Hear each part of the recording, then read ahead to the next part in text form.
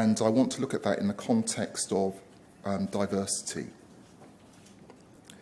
And so I make no apologies for what I'm about to say, because one of the things that will not be lost on you or anybody else who sits in this inquiry, you can see most of the victim core participants because they're sitting right at the back. You couldn't get a more diverse group of people. Now look at the lawyers. Look at the lawyers who represent predominantly, because the way you've divided us, look at the lawyers who represent predominantly the corporate core participants. And even to an extent, look at those of us who represent the victim core participants.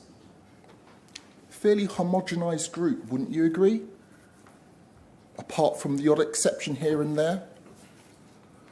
What must they be thinking in terms of, are we going to get justice? Do they understand us? That is why, sir, the submissions that were made to you about the panel, the representation on the panel, this isn't just lip service. This isn't saying, I want somebody who looks like me for the sake of somebody who looks like me. No, it's much more than that. Does this inquiry pass the smell test? What is the smell test on an inquiry such as this? Well, I've already said look at the suits.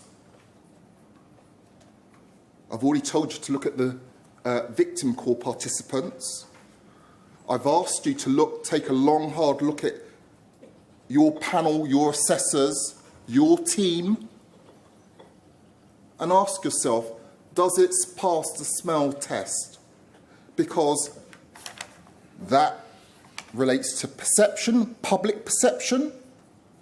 Do they understand us? Do they speak our language?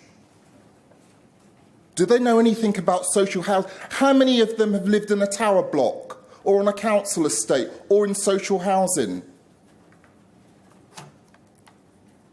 That affects confidence. Confidence, or a lack of it, affects participation.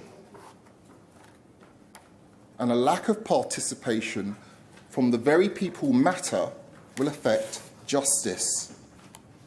And a lack of justice is injustice. That's all I have to say, sir. Thank you very much.